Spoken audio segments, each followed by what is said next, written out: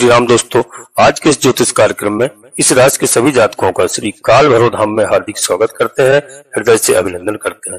माता भद्रकाली, बाबा भैरवनाथ आप सभी के ऊपर सदैव कृपा बनाए रखें। जी हाँ दोस्तों, आप सभी को श्री काल भैरव धाम से बहुत बहुत शुभ आशीर्वाद। खुश रहें, प्रसन्न रहें, स्वस्थ रहें। दोस्तों हम बात करते हैं ग्रह नक्षत्रों के बारे में। जैसे दोस्तों मैंने लिखा है कि बहुत बड़ा यू टर्न होने जा रहा है, यह बात सत्य है और इसका प्रभाव हमें क्या मिलने वाला है। दोस्तों वीडियो बहुत ही महत्वपूर्ण है और वीडियो को बिल्कुल अंत तक देखने का प्रयास करना, क्योंकि दोस्तों यह बहुत बड़ा यू टर्न है और महापरिवर्तन हम इसे कहते हैं। जी हाँ, शुक्र महाराज का यहाँ बहुत बड़ा महापरिवर्तन हो रहा है। शुक्र महाराज अब मीन राशि में प्रवेश करने जा रहे हैं। दोस्तों कब करने जा रहे हैं? आज ही 28 जनवरी को।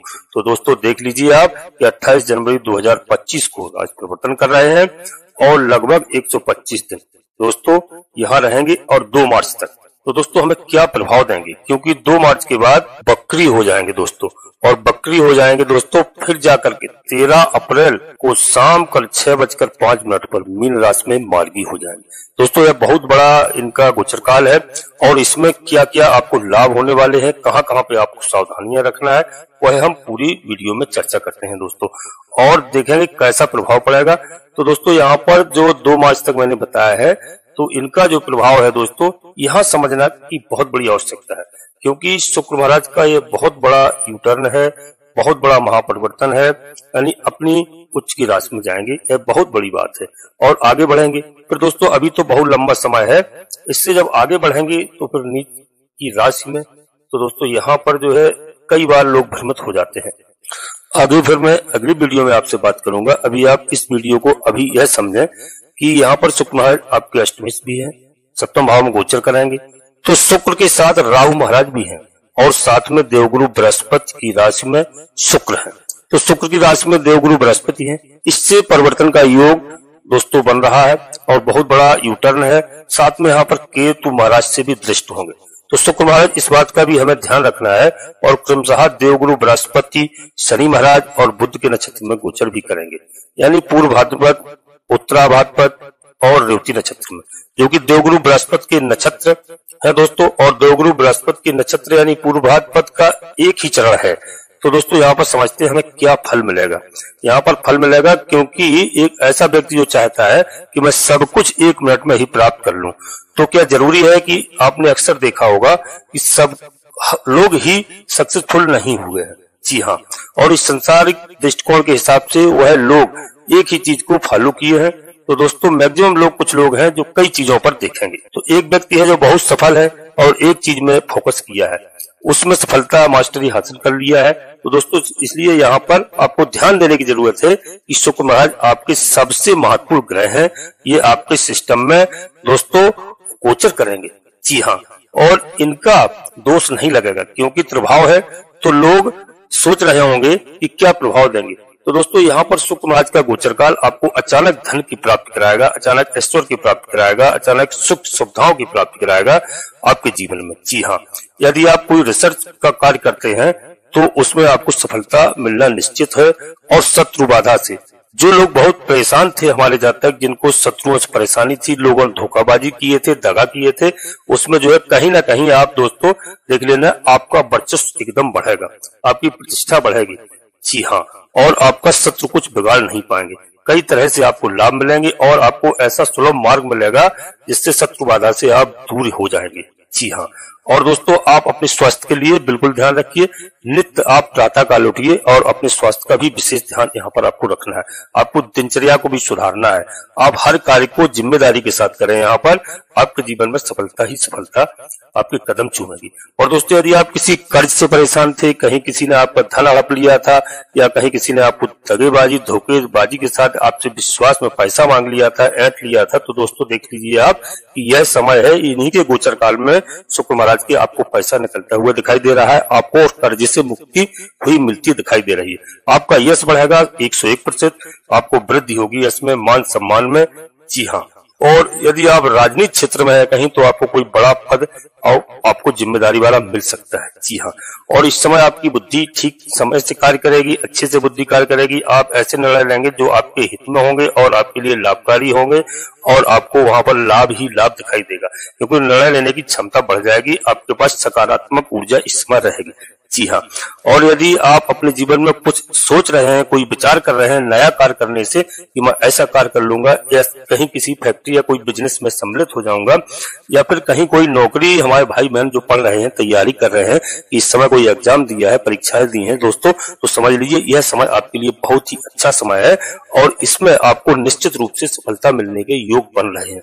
जी हाँ, आप लक्ष्य तक पहुंचेंगे जिस लक्ष्य की आपने प्राप्ति करने की सोच रखी है। जी हाँ, समय इस समय आपको भाग्य साथ देगा, समय साथ देगा और आपके जीवन में दोस्तों बहुत कुछ अच्छा मिलने वाला है, क्योंकि ग्रहों नक्षत्रों के हिसाब से दोस्तों देखा जाए तो ग्रहों के हिसाब से बहुत कुछ होता है। बशर्ते जो लोग नहीं मानते हैं उनके लिए तो मैं कुछ नहीं कहूंगा, लेकिन सारा खेल, सारा ब्रह्मांड ग्रहों के आधार पर चल रहा है। और ज्योतिष शास्त्र की बात करते हैं दोस्तों ऐसे ही नहीं, पूजा पाठ और दिनचर्या सब कुछ यहाँ पर बिल्कुल सत्य है। यदि कोई नियम से करता है, जिस कार्य में कर्म अच्छा करता है, तो उसको निश्चित रूप से अच्छा ही फल प्राप्त होता है। लोग सोचते हैं हमें कोई देख नहीं रहा है, लेकिन देखने वाला तो बेटा अवश्य कोई ना कोई है, और जो देख रहा है वह बिल्कुल निश्चित रूप से आपको सही ही जवाब देता है। जी हाँ, जैसे शनिदेव महाराज को कहा गया है कि न्यायाधीश है, न्याय के देवता है ग्रहों में, तो शनिदेव महाराज हमेशा न्याय करते हैं और जो यदि किसी ने अच्छे कर्म किए हैं तो उसको आज नहीं तो कल निश्चित फल देंगे और जो है उसके सकारात्मक परिणाम भी उसको देखने को मिलते हैं। जी हाँ, और यहाँ पर आपको परिवार की ओर से आपका साथ मिलता हुआ दिखाई दे रहा है, परिवार का सहयोग मिल रहा है, मित्रों का सहयोग मिलता हुआ दिखाई दे रहा है, यानी आपकी स्थितियां पहले से बेहतर अच्छी बनेंगी। जी हाँ, और साथ में यह भी देखेंगे दोस्तों कि यदि आप विदेश से जुड़े हुए व्यापार के रूप में नौकरी करना चाहते हैं, व्यापार करना चाहते हैं, बिजनेस करना चाहते हैं, कोई आपका विदेश में कार्य चल रहा है, तो उसमें देख लीजिए दोस्तों कई तरह से आपको लाभ मिलते हुए दिखाई दे रहे हैं। बहुत अच्छा बेनिफिट दिखाई दे रहा है और बहुत ही शुभ आपको लाभ प्राप्त होने की स्थिति यहाँ पर देखी जा रही है। जी हाँ, और दोस्तों विदेश से अब एक बात और यहाँ पर बताएं दोस्तों कि कंफर्म कर लिया जाए कि क्यों आप कंफ्यूजन हो जाते हैं। कंफ्यूजन विदेश का मतलब हम कई बार सोच लेते हैं कि इंडिया में बिल्कुल कुछ नहीं मिलेगा, ऐसा नहीं है। मैं इसलिए कह रहा हूँ जो विदेश से जुड़े हुए हैं, कई लोग ऐसे भाई बहन हैं, हमारे कई जातक हैं जो विदेशों में कार्य कर रहे हैं, विदेशों में नौकरी कर रहे हैं। जी हाँ दोस्तों, वीडियो में आगे बढ़ते हैं इससे पहले अपने सभी प्रिय जातकों से एक छोटा सा अनुरोध करते हैं कि श्री काल भैरवनाथ चैनल में पहली बार आए हैं तो दोस्तों चैनल को सब्सक्राइब अवश्य कर लें, बाबा भैरवनाथ का आशीर्वाद प्राप्त करें और एक छोटा सा प्यारा सा लाइक करें, जिससे हमारा मनोबल बढ़ता है और आपका 1 रुपए कहीं खर्च नहीं होता है। जी हाँ दोस्तों, कमेंट्स बॉक्स में सर्वप्रथम अपनी कुलदेवी को, जो लोग जानते तक नहीं उनको स्मरण करिए, याद करिए, अपने कुलदेवता को याद करिए, अपने इष्ट देवता को, और इसके बाद माता भद्रकाली कृपा करो, बाबा भैरवनाथ कृपा करो, शनिदेव महाराज कृपा करो, हनुमान जी महाराज कृपा करो। जो भी देव आपको प्रिय लगे उनको मन में स्मरण करते हुए एक बार नहीं कम से कम 3 बार अवश्य लिखें। मैं विश्वास के साथ कहता हूँ कि इस बहाने आप अपनी कुलदेवी को याद करेंगे, आपकी कुलदेवी बाबा भैरवनाथ आपकी सभी मनोरथ पूर्ण करेंगे। दोस्तों वीडियो चंद्रराशि पर आधारित है, तो यदि आपको अपनी चंद्रराशि मालूम नहीं है, आप प्रचलित नाम के आधार पर वीडियो को देख करके लाभ प्राप्त करें। एक बात की मैं हमेशा सलाह देता हूं, अवश्य देता रहूंगा कि अपनी जन्म कुंडली का विश्लेषण अवश्य किसी योग ज्योतिषी से कराएं और कराते रहें, जिससे हमें जन्म के आधार पर सही ग्रह नक्षत्रों की स्थिति मालूम चल जाती है। हम उनको प्रसन्न करते हैं, उनकी पूजा अर्चना करते हैं, उनके उपाय करते हैं, तो हमारा दोस्तों हर जगह लाभ ही लाभ होता है और बड़ा निर्णय लेने में हमें कहीं कोई असुविधा नहीं होती है। तो दोस्तों हमारी बात समझ रहे होंगे, और वीडियो को दोस्तों अपने मित्रों, सगे संबंधियों को अवश्य शेयर करें, जिससे सभी का कल्याण हो, सभी का लाभ हो। नोटिफिकेशन की बेल को दबा करके सिलेक्ट ऑल अवश्य कर लें, जिससे मित्रों आने वाली हमारी ज्ञानवर्धक वीडियो आपको समय से प्राप्त हो सके और हमारे सभी भाई बहनों को लाभ प्राप्त हो सके। जी हाँ, अब आगे बात करते हैं। यह शुक्र महाराज का जो महापरिवर्तन है यह बड़ा ही श्रेष्ठ है और इस राशि के सभी जातकों के लिए बड़ा ही लाभदायक है।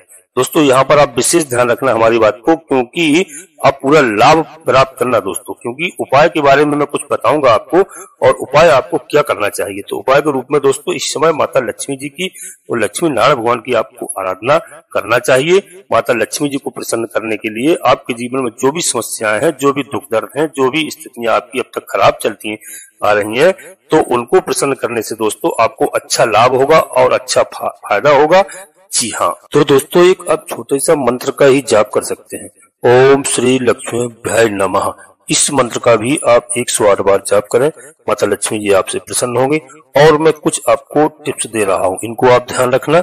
जैसे दोस्तों आपके पास बड़ा कष्ट है और लक्ष्मी जी की कृपा आपके पास नहीं है, लक्ष्मी जी को आप प्रसन्न करना चाहते हैं, घर को धन धान से भरना चाहते हैं, तो मित्रों सुबह उठकर प्रातः बस कुछ काम करने होंगे आपको, इससे माता लक्ष्मी जी आपके ऊपर प्रसन्न होंगी और कृपा बना के रखेंगे।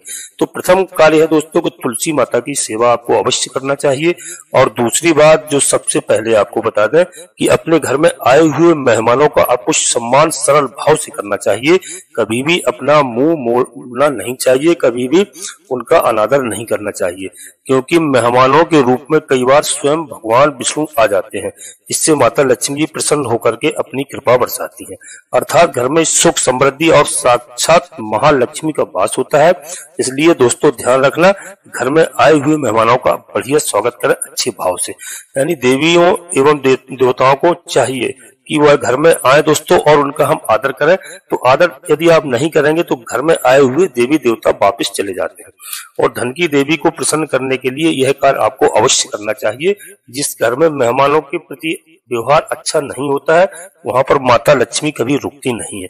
एक बात को ध्यान रखना दोस्तों, तो सबसे पहले घर में आए हुए मेहमानों का सम्मान के साथ स्वागत करें, उनको जो आप जैसी सामर्थ्य हो उस तरीके से उनको अतिथियों का सत्कार हमेशा आपको मुस्कुराकर करना चाहिए, जिससे माता लक्ष्मी जी अवश्य प्रसन्न होती हैं और आपके घर में रुकेंगे दोस्तों। और मैं ज्यादा बात करूंगा तो वीडियो बड़ा हो जाएगा दोस्तों, और मैं कुछ और एक आध टिप्स आपको देना चाहता हूं। जैसे आपके घर में भी लक्ष्मी महारानी टिके, लक्ष्मी जी के माध्यम से आपका विकास हो और हमारे धर्म का विकास हो, तो दोस्तों तीसरी बात यह है कि आजकल कोई नहीं करता, वो हमारे घर की रसोई में कम से कम दोस्तों हमारी बात को ध्यान रखना कि एक पात्र ऐसा अवश्य होना चाहिए जो हमेशा जल से भरा हुआ हो। जी हाँ, और दोस्तों ऐसा कोई नहीं करता है, क्योंकि कितने घरों में ऐसा होता है दोस्तों, यह हमें आप कमेंट्स में अवश्य बताना। तो किचन में एक लोटा या कोई बर्तन या आप कसेड़ी जो भी एक पानी का रात में पात्र भरकर अवश्य रखना चाहिए और सुबह उसका इस्तेमाल करना चाहिए। आपके घर में एक पात्र हमेशा जल से भरा होगा। और दोस्तों यहाँ तक कि घर के अंदर बाथरूम में जो बाल्टियां हैं वह खाली कभी नहीं होना चाहिए, या तो बाल्टी भरी होना चाहिए या बाल्टी उल्टी बाथरूम में रखी होना चाहिए औंधी करके। इस बात को आप ध्यान रखना, उसमें पानी बिल्कुल होना चाहिए दोस्तों, भरी रखो या फिर उल्टी रखो, इस बात का विशेष ध्यान रखो। और दोस्तों यहाँ पर एक बात और बताऊं दोस्तों कि जैसे बहुत ही महत्वपूर्ण बात है, जरा ध्यान से सुनना, वीडियो को थोड़ा सा आगे कर रहा हूं क्योंकि दोस्तों कथा पूजन पाठ या मंदिर तक ही नहीं रहना चाहिए आदमी को कि उसमें कर लिया दोस्तों, तो ऐसा नहीं है। आपको ध्यान रखना है, एक बात बहुत ही महत्वपूर्ण दोस्तों कि हमारी माताओं बहनों को कभी भी बाल खुले हुए नहीं रखना चाहिए, सिर के ऊपर कुछ न कुछ अवश्य पल्लू टाइप का डाल के रखना चाहिए और बाल हमेशा बंधे होना चाहिए। यदि ऐसी माताएं बहनें करती हैं तो हमें बता दें, किसी भी लक्ष्मी मैया के चित्र में फोटो में कहीं बता दें जहां पर लक्ष्मी माता के बाल खुले हुए ऐसे बिखरे हुए दिखाई दे रहे होंगे। इस कार्य को आपको अवश्य दोस्तों करना चाहिए और आपको सुखी करना हम चाहते हैं, हमारा यह कर्तव्य हमारा धर्म है कि आप सबके घर में लक्ष्मी माता का वास रहे और भगवान आपको सबको सद्बुद्धि दे, आप सभी लोग प्रसन्न रहे, आपको किसी को कोई हानि ना हो। यह दोस्तों हमारी बात को आप मान के बिल्कुल चलना दोस्तों, और इसमें बिल्कुल आप संभल के चलेंगे तो आपको कहीं किसी भी तरह से आपको कोई समस्या नहीं आएगी। मेरा तो दोस्तों यही कार्य है, यही समझाने का है कि आपके घर में माता लक्ष्मी जी आए और निवास करें और रुकें दोस्तों, और आपकी भी जिम्मेदारी है कि आप उनका सत्कार करें और उनका आदर के साथ। और इसलिए भगवान आपको सबको सद्बुद्धि दे, आपका कल्याण हो, हम यही उम्मीद करेंगे। और आप लक्ष्मी मंत्रों का जाप अवश्य करिए दोस्तों। जी हाँ, और प्रातःकाल सूर्योदय के पहले उठना चाहिए और 1 लोटा जल का अर्घ सूर्य भगवान को देना चाहिए, कुछ मिष्ठान डाल के तुलसी माता को। और तुलसी माता में दोस्तों उतना ही पानी डालें कि घरुआ से बाहर न निकले। जी हाँ, और तुलसी माता की बड़ी देख रेख करना चाहिए, उनका बड़ा आदर करना चाहिए, गंदा पानी उनके ऊपर नहीं जाना चाहिए, इस बात की दोस्तों ध्यान रखना। और दोस्तों वीडियो के अंत में हम अपनी वाणी को यहीं पर विराम देते हैं। आपसे पुनः एक बार फिर अनुरोध करते हैं, श्री काल भैरव नाम चैनल में पहली बार आए हैं तो चैनल को सब्सक्राइब अवश्य कर लेना, एक छोटा सा प्यारा सा लाइक करना जिससे हमारा मनोबल बढ़ता है, और कमेंट्स बॉक्स में पूरी भक्ति भाव के साथ अपनी कुल देवी का नाम, अपने कुल देवता का नाम, अपने इष्ट देवता का नाम। इसके बाद माता भद्रकाली कृपा करो, बाबा भैरवनाथ कृपा करो, हनुमान जी महाराज कृपा करो, शनिदेव महाराज कृपा करो। जो भी देव आपको प्रिय लगे उनको मन में स्मरण करते हुए एक बार नहीं कम से कम 3 बार अवश्य लिखें। विश्वास के साथ कहता हूँ माता भद्रकाली आपकी कुल देवी सारे मनोरथ पूर्ण करेंगे। जी हाँ दोस्तों, आप सभी लोग परिवार के साथ स्वस्थ रहें, खुश रहें, मस्त रहें। धन्यवाद दोस्तों। जय माता भद्रकाली, कृपा करो।